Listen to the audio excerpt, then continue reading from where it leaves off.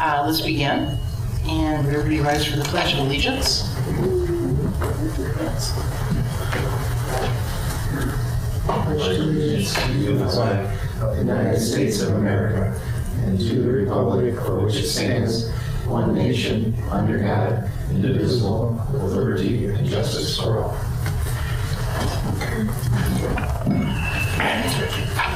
I just have citizen concerns. Are you coming up? Not coming up? Okay. On the agenda. It's good to see you at the parade, by the way. Next, we have old business, Cannon Park, Riverside Park Cannon stands. Does anybody have anything to add about that? I can give you a little bit of an update. You want to talk? Yeah, I was going to make a suggestion as well. Thank you. A lot of feedback here. I know this talked at the last council meeting. There was, I think, $75,000 left over from the Fort Meigs culvert. I was going to suggest that, and I thought this would be the good place to bring it up, is to take at least $25,000 from there for the Cannon Park, the Cannon stands, and earmark it specifically for that. The reason I would suggest this is with the Gold Star Memorial, the moving of the cannons, this might be a good opportunity to look at actually putting those stands in. Moving the cannons where? They were supposed to be moving over just slightly. Oh, just they're going to be remaining in the park. They made in the park, but just moving them over to fit from what I understood. Okay, so you're asking for $25,000? Just as a starting point, and if it needs to be adjusted at the amended budget, that's something that we can look at that point. But So you're suggesting we change the current budget to put that in there, just a new reclassification, basically? correct. Okay. Well, I don't disagree. I agree with that, but Bridget did tell me just before she left, since she couldn't be here, that the administration has been talking about the cannon stands and that having talked, I don't know if it's the service department or not, but they think that they can probably manufacture those themselves. Proper guidance from some people outside the city on how to do it.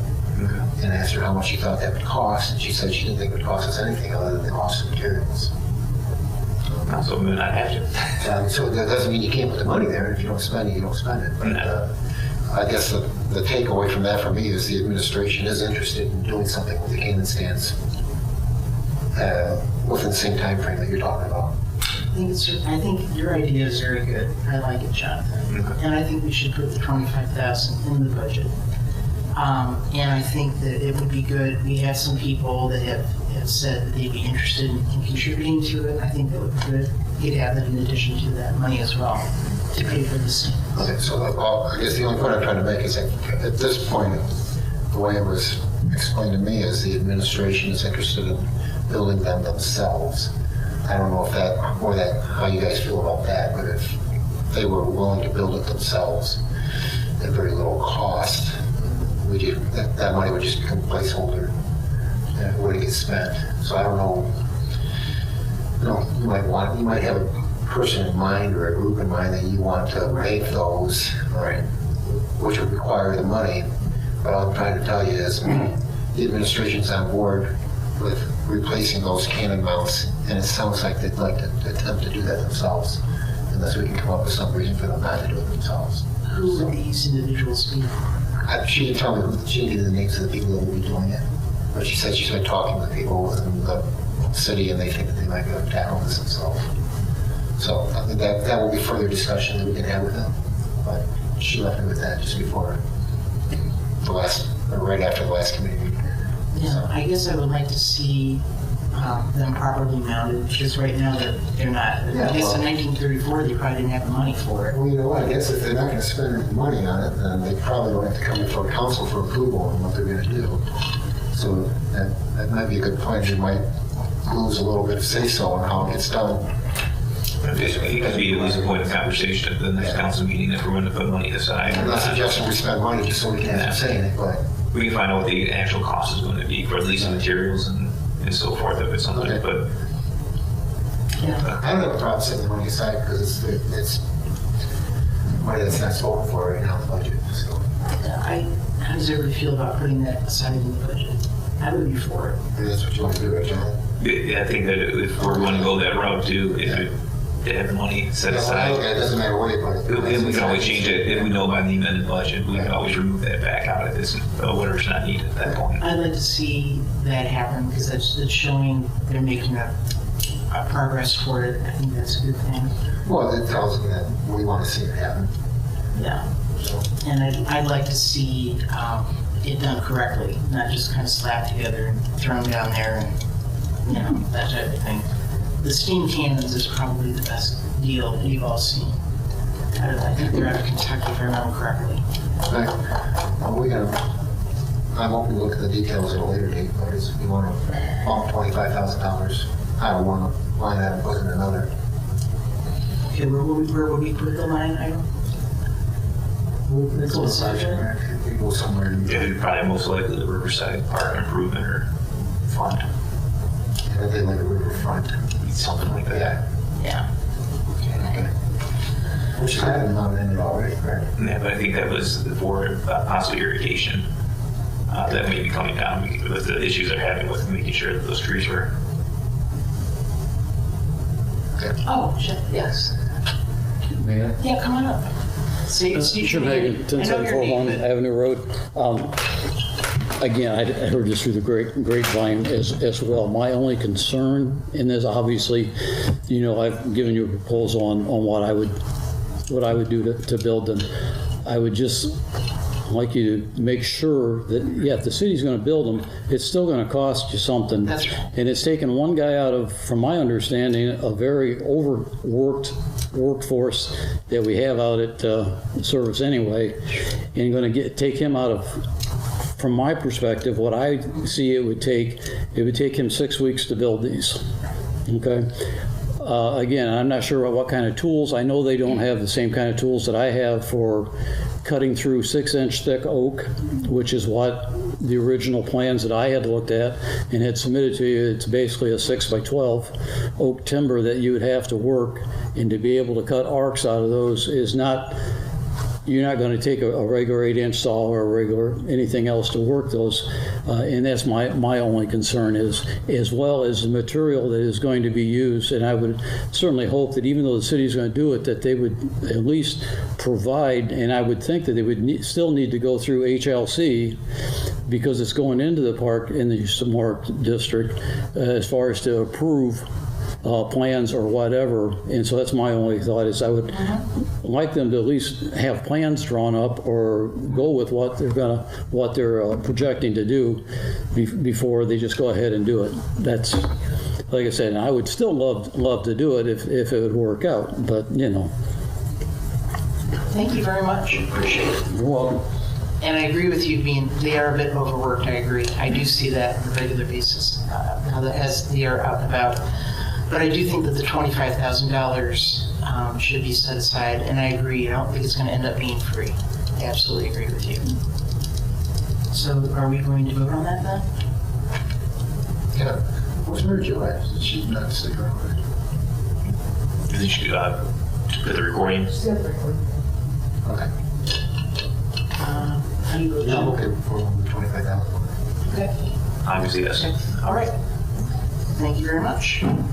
On to Inclusive Playground. I don't see Ryan Whitman here, but I'm going to keep him on the agenda until he comes up with some more things. On the splash pad, I was going to have a little bit of discussion about that. As you know, I did some work on this a while ago, and I have it on here. And I would like to start if anybody has any comments first. Do you have any information there that you haven't given us, that you haven't previously given us? I contacted the group out at the airport because I'm told that they can build splash pads for free. The 180th. And I am waiting for them to give me additional information. So I believe that that's something I wanted. I think it was Port Clinton. They did one for them over there. It cost them absolutely nothing. So, and there are several grants that are available that I did research for all of you. Wells Fargo, the Knight Community Foundation, the Cleveland Foundation Grant Program, Ohio Department of Natural Resources, Appalachian Regional Commission Grant Program, Anderson's Fund supporting other organization grants, and the Akron Community Foundation Grant Program. So those are all available. Most of the splash pad companies, I learned, mostly can do it themselves. There's various different ways that you can get into it and look at it, that type of thing. And what I was told is if you go with the research system, it can cost you 2 times the amount with permits, engineer drawings, the chemical treatments that have to be used in the whole research system, pump, filter, tank, etc. We usually recommend the public setting, especially if it's a smaller one, that you would go with fresh water to the drain system, because it is fresh water to drain. That you usually do not have any of the above codes that you have to, except maybe a building permit. Because you're adding value to the facility, you would like to have if you would like to have a research system, then we would like you to know that the city's codes that they call out for a splash pad, because every city's different, and we cannot know all the codes. So that's what I have on that. What I was told is, for example, if you do the freshwater to drain, you do not need any of what is called out above.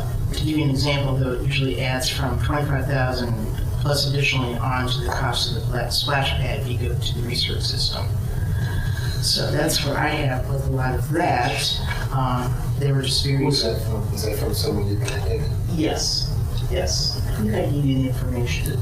Do we have that? Just so I can. Oh, yeah, I put it in all your mailboxes. Oh, our copy. Yeah, Okay. it was too much to sign. This is from John Foraker, who did this and talked about a lot of this. Did you receive the cost estimates that came from Finance Committee? Not yet. Bridget sent an email over this afternoon with a spreadsheet to break down different costs. What she had suggested. Was it over at 3:46 p.m.? Well, she had sent what she had researched, I believe. That's a few different The options. way I Yeah. read it, yeah. I thought I got that before. You may have gotten it through Finance, but it was sent over to Okay. the other members of council this afternoon. Yeah. So I just saw it for the first time. Right. Vortex is the most expensive of all the companies. When you look at the other companies, they're not as bad. There's Raindeck, there's Commercial Recreation Specialists, E&K Contractors, and My Splash Pad. And the average, I have the average 1,000 square feet of the splash pad is 41,000 to 75,000. And the city of Sandusky, Ohio uses a system to build a 2,000 square foot pad for $122,000, which breaks down to $61 per square foot. And the average cost per month to run the splash pad program for about 6 to 8 hours a day ranges between $20 to $40 a month, depending on the electric rates in your area. So, What's the last one? You can run it for $68 a day for a month for 40 pounds. yeah, that's what I have. The average cost per What's that month. $40 mean? To run the splash pad system for about 6 to 8 hours a day ranges between 20 and 40 a month, depending on the electric rates in your area. That doesn't include the water. That's the electric system. That's just for the other. Yeah. Yeah, for the water is, based on what we got from the administration, the water is expensive. It's showing the water, and I guess there's some details on there, but you run the water, I think the lowest end was $33,000 for the, and is that the recirculating? Yeah. So if it was a pass through, if I didn't get a chance to look it over, it seems like you know a little more I think than it's ANC, the water just goes down the drain and it's got to go through the sewer. and then there's over $100,000 a year. Yeah, so it's very expensive. Okay, this is based on what I was looking at, Vortex, which is the most expensive, which I didn't recommend if you looked at what I had here. I think the cost for water is going to be pretty consistent, just Yeah, you know, we have to the pay to water's legal. higher. Yeah, but I would say that even the Vortex is the most expensive. It still gives us some concept of the difference in cost between a recirculating versus a free flow. So, even if their number is double what someone else's is, then just break it down all in half and you can see the differences. But really, the message I got out of the finance committee meeting was it's really not the upfront one-time costs that are really the big hurdle. It's the annual recruiting costs of the water itself. And the one that was the cheapest was the recirculating one, but it's got the biggest upfront cost. So if the hurdle for everyone in council to get over is how are we going to justify spending $100,000+ a year on water? If we can't, then we got to do a recirculating one. We're going to do a recirculating one, then we have to figure out the actual upfront cost of that one is. So I think that's where we're at. So if you're still interested in this, I would suggest that we get a similar type of analysis done by some of these other vendors that you have. I've done that. And see what they come in, kind of so we can compare apples to apples. Yeah, I've done that. Well, they haven't done the water part, which is a big hurdle. I don't think they've done the water part. The only thing, unfortunately, is the water's going to go up over the next few years, too. Why is that? And there's a new contract that was passed. Well, most of the companies do the work themselves as far as building it. So that's an idea, but as I mentioned, I was told that the 180th never calling them. That seems really happen. The guys have the spilled sockets. I guess they did one over in Portland, that's my understanding. Is that a sidewalk thing or something? I don't know.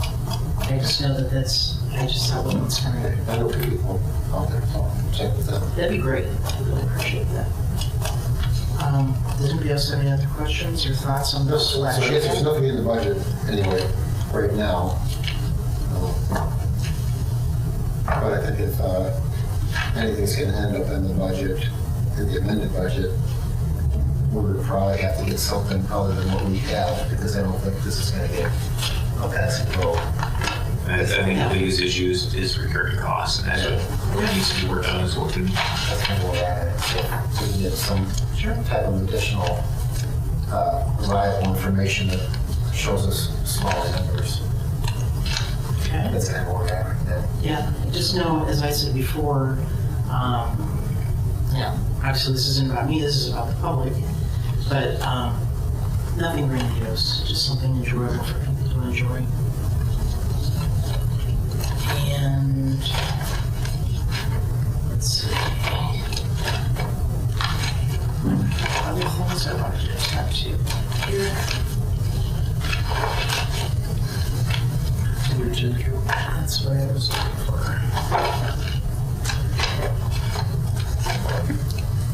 Here it is. Next we have, thank you very much, gentlemen. I appreciate your thoughts. New business, review of the PrAC proposals. And I have them, you all have them in front of you. We have 3 different ordinances, and if no one minds, I'm going to, it's kind of lengthy, so I won't read the whole thing, but I will just say what it's basically about. PrAC is an ordinance that they're bringing to us, written by the law director, amending codified ordinance 28002, membership of the Citizens Park and Recreation Advisory Committee, previously amended by ordinances 186 on February 18th, 1986. And then I have the only change that they're asking for is putting on here under membership, which is 280.02 membership. They're asking for the operations manager of the operations manager of the Department of Public Service. And that's the only change on that, and I would like to ask for a vote on that if I could, please. So I just want to review what it had on there before. Yeah, this is the only add. Oh, Anything where it's yellow. Oh, no, I was trying to look up the old code to see what was the change from. Yeah. And It's right above it. It's the oldest. oh, okay. I'm doing the hard way of doing it.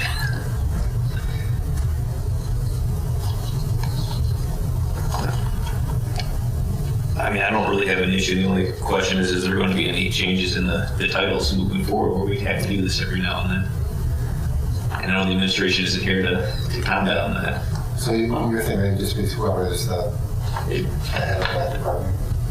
Or just even a person assigned from the Department of Public Services. Yeah. And a representative of the Department of Public Service. Yeah. Whoever the, I don't think it necessarily needs to be the head or the operations manager, because I guess the question is, do they have overtime when they're attending these meetings? I think that's probably a salary position, but I don't know. yeah. But it's a representative, that's my only concern for you. I mean, I don't have an issue with making the change on these, but I kind of agree with you on what you're saying there. I just, that, if I'm reading correctly here, is that just having a representative of the Department of Public Services versus just an I think that operation. keeps it open. It's like 11. Well, isn't the title currently the operations manager? Isn't it the current title? Well, that would be the current title, but Yeah, I mean, I guess if that comes up in the future, they can always change it. They can come back to us again. I mean, that's what I would think. What are your Do thoughts? you want it to be the operations manager? This is what they were bringing forward to us from crack. we don't have an issue with it. Yeah. I'm just voicing a thought and a concern that it may be something we should consider. But if the rest of the committee doesn't want to do it, then I'm okay with this. I'm okay with it. I mean, that's good. That's They can always bring it forward to us what they again. want. That's what they wanted. That's who they wanted to be. And Yeah. And then the next one we have is ordinance, by the way, that was 3-0. Okay.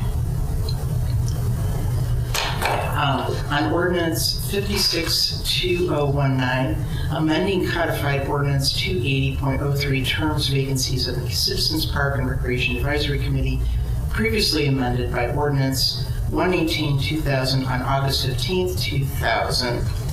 And the change that they're asking to add to it is a member, this is under terms and vacancies, a member shall be deemed to have vacated his or her position and shall be replaced upon 3 excused consecutive absences or upon unexcused absences equating to more than half of the meetings in any calendar year. okay. So in a nutshell, all she did, she reorganized the sentence structure and included the word, added the word excused. Yes, that's I'm what okay with Pratt it. wanted. Okay. 3-0. Okay. And on ordinance 57-2019, amending codified ordinance 280.05, officers' meetings quorum of the Citizens Park and Recreation Advisory Committee, previously amended by ordinance 140-1988 on November 15th, 1988. And the added thing that they wanted to put on here, which is mentioned here, is officers' meetings and quorum. They want to meet from April, essentially April, May, June, July, August, September, October, and November. And those are consistent with the ones that you wanted to have in there, right? Was that your suggestion? Yes. I'm okay with it. Okay. 3-0. Okay. Moving right along. Tom St. Myers, is everybody in here familiar with Tom St. Myers? He said several years he was on the PrAC committee, and he also was I believe, the summer recreation chair for many, many years. I think it was 27 years. And I was wondering what all of you thought about is getting him possibly a plaque, a small plaque of some sort, or one putting over at Municipal Park. I'm not asking to change the name of the park, but I'm asking to recognize him in some sort of fashion. Either one for him to have, or else one to have in the park, just a smaller plaque of some sort. What all of you think of that? Is he still active? He just passed away. Oh, he did? Yeah, which is, I should have been clear on that. He passed away a few weeks ago, and it was not expected. He was a very, very good man, if anybody knew him. I think it'd be something to be to work with the administration on. Yeah, I'm all for doing something, I just, because I'm not sure what would be the appropriate thing to do. I would kind of defer to someone with more experience than me in that, but I'd be willing to go along with whatever they conclude. Okay. All right, I will ask about that. And other new business? Does anybody have any new business? Nope. All right. Under other business, Craig essentially was working on what we did tonight at the last meeting. They had a lot of discussion regarding that, and unfortunately, that was Mr. St. Meyer's last meeting as well. But it was a very good, I think they're doing a really good job. They're very organized, and I think they know where they're headed. So I'm very pleased with what I see. And anybody else have anything else? Okay, move to adjourn.